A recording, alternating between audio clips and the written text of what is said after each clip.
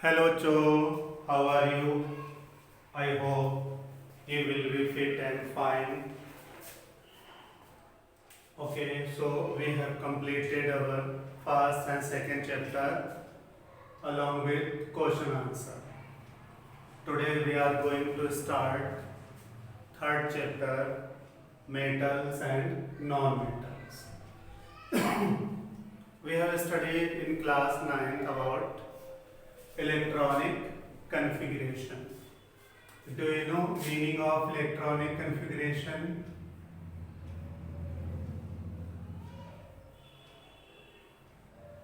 Electronic configuration को कैसे define किया था? The arrangement of electrons in different shells around the nucleus in order of increasing energy is called as electronic configuration. Next important topic we have learned was valency. The combining capacity of an element is called its valency. That is the number of electrons donated, accepted or shared by an element during chemical combination is called its valency. And what was the valency shell? Valency shell, the last shell in which electrons are given or taken is called as valency shell, and total number of electrons present in valency shell or last shell are called as valency electron. ये सारी चीजें मैंने इसलिए कराई। अब हम यहाँ पर सीखेंगे, हमने वहां पर 9th में कार्डिया लिया था। एलिमेंट कितने तरह के थे? Metals, non metals, metalloids. So, on the basis of electronic configuration, note it down. Metals.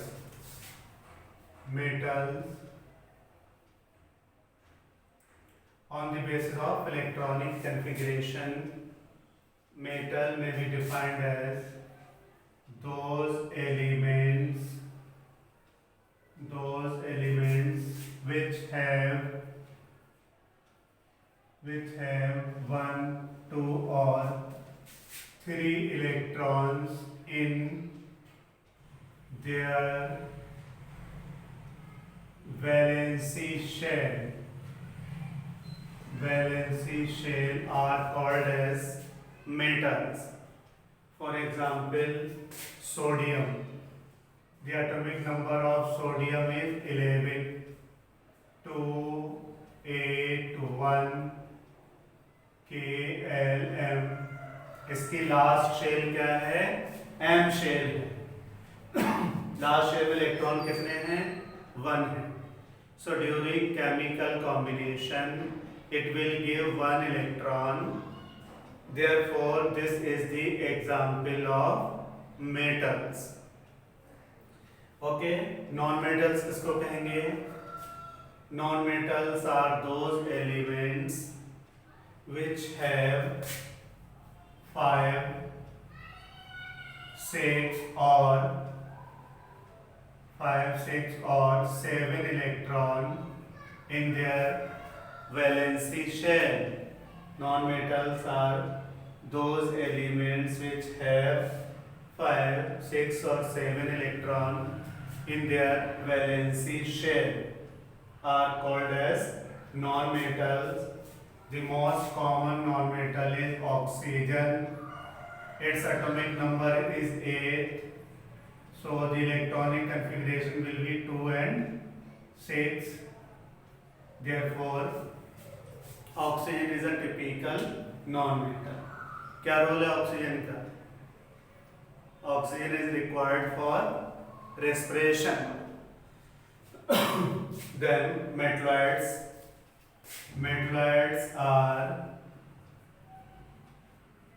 those elements which have 4 electrons in their valency shell except carbon. Carbon को नॉन मेटल माना जाता है जबकि इसके अंदर 4 इलेक्ट्रॉन्स होते हैं, right. So silicon atomic number 14, 2, 8 and 4. तो इसके वैलेंसी शेल में 4 इलेक्ट्रॉन्स हैं, इसलिए क्या कहलाएगी? मेटलॉइड. एक और चीज बची है. 9th में हमने सीखने की कोशिश की थी, each and every element has tendency to have 8 electron in their last shell, that is valency shell. हर एलिमेंट की टेंडेंसी होती है वो अपने आखिरी शेल में 8 इलेक्ट्रॉन पूरे करना चाहता है, और इसको हमने नाम दिया था octet rule. Except neighbouring element of helium, lithium है, हाइड्रोजन है, इनकी टेंडेंसी होगी अपने आखिरी शेल में 2 इलेक्ट्रॉन रखना चाहते हैं, यानी वो अपनी डबलेट पूरी करना चाहते हैं.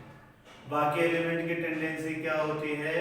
वो अपने आखिरी शेल में 8 इलेक्ट्रॉन पूरे करना चाहते हैं. तो जिन एलिमेंट के आखिरी शेल में 8 इलेक्ट्रॉन होंगे उनको हम इनर्ट एलिमेंट कहेंगे, इनर्ट गैस कहेंगे, नॉवेल गैस कहेंगे. ये डिटेल जो है हम लोग 5th chapter classification of element में पढ़ेंगे. फर्स्ट करो नियॉन का एटॉमिक नंबर 10 है, तो 2 and 8. तो इसकी लास्ट शेल यानी वैलेंसी शेल की ऑक्टेट कंप्लीट है, इसलिए ना तो इलेक्ट्रॉन देगा और ना लेगा. ठीक है. Therefore these elements are inert element. ये कैसे होते हैं? इनर्ट एलिमेंट होते हैं. चलिए एक जीके की बात है, जनरल बात है जिसे हम देखेंगे. हमारी बॉडी में 5 metals and 5 non-metals, 5 metals and 5 non-metals are present as macro element. वैसे तो हमारी बॉडी में बहुत सारे एलिमेंट होते हैं, लेकिन जो परसेंटेज में ज़्यादा होते हैं उनमें क्या होता है? 5 मेटल्स होती हैं, 5 नॉन मेटल्स होती हैं. 5 मेटल देखिए कौन कौन सी होंगी? Sodium, potassium, calcium, magnesium, iron.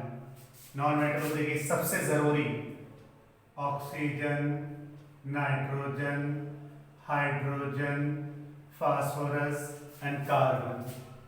इसलिए जो लिविंग ऑर्गेनिजम्स हैं इन सबकी बॉडी कार्बन उसके फाइबर से मिली होती है, इसलिए उन कंपाउंड को नाम दिया गया था organic compounds. That is those compound which are obtained from living organisms were called as organic compounds. वैसे भी पुरानी कहावत है पंच तत्व बना शरीरा. तो हमने दिमाग लगाया, केमिस्ट्री लगाई, और हकीकत में एनालिसिस से पता चला जो मेजॉरिटी ऑफ एलिमेंट हैं परसेंटेज में ज़्यादा हैं. 5 तो मेटल हैं, 5 क्या हैं? नॉन मेटल हैं. सोडियम, पोटेशियम ब्लड प्रेशर को मेंटेन करते हैं, ऑस्मोटिक प्रेशर को मेंटेन करते हैं. कैल्शियम और मैग्नीशियम ब्लड क्लॉटिंग में मदद करते हैं, हड्डियों को मजबूती देते हैं. Minded. Iron, haemoglobin, haem means iron, globin means protein. Haemoglobin iron की ऐसी प्रोटीन होती है जो ऑक्सीजन को लाने और कार्बन डाइऑक्साइड को बाहर लाने का काम करती है. Can you imagine? अगर हमारी खून जो है, ब्लड है, उसका कलर रेड है due to presence of iron. What about plants? Plants are green due to presence of chlorophyll, and the chlorophyll is the compound of magnesium, okay, तो इन दोनों एलिमेंट का जिंदा रहने के लिए बहुत बड़ा रोल है। आयरन कहाँ होगा? एनिमल्स में होगा in the form of haemoglobin. अच्छा, कुछ इंसेक्ट होते हैं तो उसमें हीमोसाइनिन होता है, लेकिन वो कंपाउंड किसका होता है? आयरन का ही होता है। सिमिलरली क्लोरोफिल किसका कंपाउंड है? मैग्नीशियम का। क्लोरोफिल क्या करता है? फोटोसिंथेसिस। आयरन क्या करता है? रेस्पिरेशन। चलिए अब बात करते हैं physical properties of metals. Metals are hard and have high tensile strength. Metal क्या होते हैं? बहुत हार्ड होंगे, उनके अंदर टेंसाइल स्ट्रेंथ होगी, यानी प्रेशर को बर्दाश्त कर सकते हैं। पुरानी बिल्डिंग में देखिएगा कि जो डोम शेप बनाते थे वो इसलिए बनाते थे कि वहाँ पर मेटल का यानी स्टील का इस्तेमाल नहीं होता था। स्टील के आने के बाद इसको रीइंफोर्सिंग मटेरियल की तरह इस्तेमाल किया गया, जिससे टेंसाइल स्ट्रेंथ बढ़ गई, है ना। बीच में रॉड डाल देते हैं तो वो कंक्रीट को पकड़े रहती है और उसे टेंसाइल स्ट्रेंथ देती है। तो मेटल्स कैसी होंगी? हार्ड होंगी, उनकी टेंसाइल स्ट्रेंथ होगी, लेकिन सारी मेटल ऐसी नहीं है। कुछ मेटल कैसी होंगी? सॉफ्ट होंगी। Some metals are soft, they are so soft that can be cut by knife. चाकू से इसको काट सकते हैं। फॉर एग्जाम्पल, सुबह आप देखा मम्मी लोग आपको गरम गरम नाश्ता देती हैं, लंच देती हैं स्कूल के लिए, तो एल्युमिनियम रैपर में पैक कर देते हैं। एल्युमिनियम रैपर इतना सॉफ्ट होता है कि उसको आप कपड़े की तरह आसानी से फाड़ सकते हैं। ऐसे मैग्नीशियम रिबन बहुत सॉफ्ट होता है, काट सकते हैं। सोना बहुत सॉफ्ट होता है, हाथ से तोड़ सकते हैं। ऐसे क्या होता है? सोडियम पोटेशियम जो है, हम इनको अल्कली मेटल के नाम से जानेंगे। इनको चाकू से काटा जा सकता है। Lithium, sodium, potassium, these metals are so soft that these can be cut by using knife just like cake। वो सॉफ्ट होती है, मैंने लैब में एक्सपेरिमेंट करके देखा है, उसको फोर्सेप से काटा तो अलग हो जाती है लेकिन इतनी तेज होती है, जैसे एयर के कांटेक्ट में आती है फौरन उसके ऊपर क्या होती है? ऑक्साइड की लेयर चढ़ जाती है। इसलिए अल्कली मेटल्स को हम हाईली रिएक्टिव मेटल कहते हैं। दूसरी फिजिकल प्रॉपर्टी है हाई डेंसिटी। मेटल क्या होती है? बहुत भारी होती है, उनकी डेंसिटी क्या होती है? बहुत ज़्यादा होती है। लेकिन इसके कुछ एक्सेप्शन भी हैं। Some metals are lighter. Can you tell me which metal is lightest metal? कौन सी मेटल जो है वो हल्की हो सकती है, लाइटेस्ट हो सकती है? यस, चचा मोबाइल की कसम खाइए बैटरी कौन सी होती है उसमें? लिथियम। पहले जमाने में लिथियम बैटरी नहीं थी तो मोबाइल क्या होते थे? बहुत भारी होते थे। तो लिथियम बैटरी आने की वजह से मोबाइल जो बहुत कॉम्पैक्ट हो गया, हल्का हो गया, और इसीलिए इसका स्टोरेज बढ़ाया जा चुका है। बल्कि लेटेस्ट जो बैटरी है लियोन कहते हैं, लिथियम आयन बैटरी कहलाती है। बहरहाल हमें सीखना ये था कि सबसे हल्की मेटल कौन हो गई? लिथियम। इतनी हल्की होती है कि सोडियम और पोटेशियम को केरोसिन में स्टोर करते हैं, लेकिन अगर हमने लिथियम को केरोसिन में स्टोर किया तो हल्की होने की वजह से ऊपर आ जाएगी और ये रिएक्ट कर जाएगी। इसलिए इसको पैराफिन, मोम जो होता है, वैक्स जो होता है, उसमें लपेट कर रखते हैं, जिससे ये एयर इसके कांटेक्ट में नहीं आने पाए। तो अगर हम कंट्रास्ट देखें, लिथियम जो है वो सबसे हल्की मेटल है, लाइटेस्ट मेटल इज लिथियम। अब आपके जहन में सवाल आएगा हैवीएस्ट कौन है? तो हैवीएस्ट मेटल इज ऑस्मियम। याद रखिएगा ये बहुत पॉइजनस भी होती है और हैवी भी होती है। यानी एवरेज जो है 1 लीटर ऑस्मियम जो है, अगर 1 लीटर वॉल्यूम ले लें तो लगभग वो 20 kg होती है, यानी पानी के मुकाबले में 20 टाइम्स हैवियर होती है। इसके अलावा जो हैवियर मेटल्स हैं वो कौन कौन है? मरकरी है, लेड है। मरकरी भारी होता है, कैसे पता चलेगा? थर्मोमीटर अगर भरा हुआ उठा के देखे तो बहुत भारी होता है, लेकिन टूट जाए, मरकरी निकल जाए तो उसका जो गिलास बचता है बहुत हल्का होता है। लेड कैसे भारी होता है? आप देखें, बैटरी अंदर से खोखली होती है, उसमें एसिड भरा रहता है, उसके बावजूद इतनी भारी होती है कि 2 लोग मिलकर उठाते हैं। मैंने पूछा कितने की, बोले 60 to 70 kg की बैटरी होती है जो घरों में इन्वर्टर्स में इस्तेमाल करते हैं। तो उससे पता चला कि लेड क्या होता है? बहुत भारी होता है। मरकरी क्या होता है? भारी होता है। सो एक कंट्रास्ट क्या हो गया? सबसे हल्की metal lithium, heaviest metal osmium, heavier metals are lead and mercury. ठीक। Metals are malleable and ductile. Malleable किसको कहेंगे? इसको एग्जाम में पूछ लेते हैं कई बार।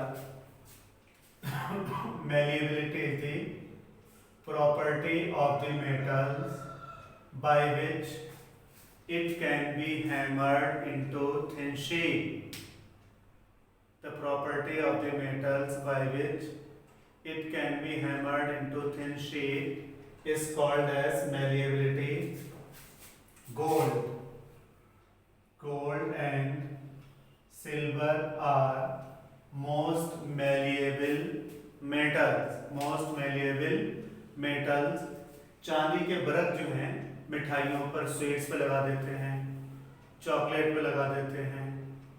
पता ये चला कि चांदी के बरक जो है 0.001 mm की पतली लेयर बनाई जा सकती है, इसीलिए उन्हें चांदी के बरक कहते हैं। लेकिन यहाँ पर मैं साइंस टीचर होने के नाते आपको समझाना चाहता हूँ कि आप धोखे में मत आइएगा। आजकल इन्होंने मक्कारी शुरू की है, खास करके इंडिया में। ये स्वीट्स वगैरह जो होती हैं उन पे बजाय सिल्वर का बरक चढ़ाएं, सिल्वर की लेयर चढ़ाएं, एक्चुअली क्या होती है? वो हैवी मेटल्स होते हैं। तो जब भी खाएं तो होशियारी से खाइएगा, क्योंकि हमारे यहाँ फूड एंड जो और दूसरे आइटम्स हैं उनके लिए कोई सख्त रूल नहीं है, तो उसमें नुकसान हो सकता है। डक्टाइल, डक्ट वर्ड कहाँ से आया? पतला पाइप, बहुत पतला पाइप। जैसे हम लोग पढ़ेंगे डक्टलेस ग्लैंड है, duct gland, ductless gland, endocrine gland, ductless gland. तो पतला तार जिनसे बनाया जा सकता है उस प्रॉपर्टी को हम कहते हैं ductility. So the property of the metals by which it can be hammered into thin wire. पुराने ज़माने में दादी से या नानी से पूछें कि जरी क्या होती थी? जरी, तो जरी जो होता था पुराने ज़माने में सोने का पतला तार होता था। उस तार से शहंशाह की, प्रिंसेस की पोशाक को एम्ब्रॉयडरी की जाती थी। आप लोग में से कोई रेड फोर्ट दिल्ली गया हो घूमने के लिए, तो वहाँ पर शहंशाह अकबर की पोशाक रखी हुई है जो प्योर सिल्क की है, और उस सिल्क पर सोने के पतले तार से उसकी एम्ब्रॉयडरी, कढ़ाई की गई। सोने इतना ज़्यादा डक्टाइल होता है कि 1 ग्राम से 1 किलोमीटर से भी लंबा तार तैयार किया जा सकता है। So again, gold and silver are most ductile metal. Gold and silver are most ductile metal. Ductility is the property of the metals by which these can be drawn into thin wire. Sonorous metals produce a specific sound. This property is called as sonorous nature.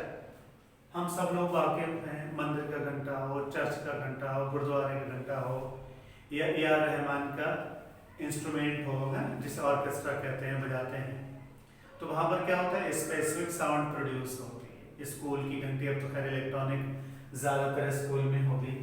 मैं जिस school में पढ़ाता हूँ तो उसकी जो घंटी है, घंटी का घंटा है बहुत बड़ा, दराज का बना हुआ है, तो लोग कहते थे कि 1 किलोमीटर 1.5 किलोमीटर तक उसकी आवाज़ सुनाई देती थी। क्यों?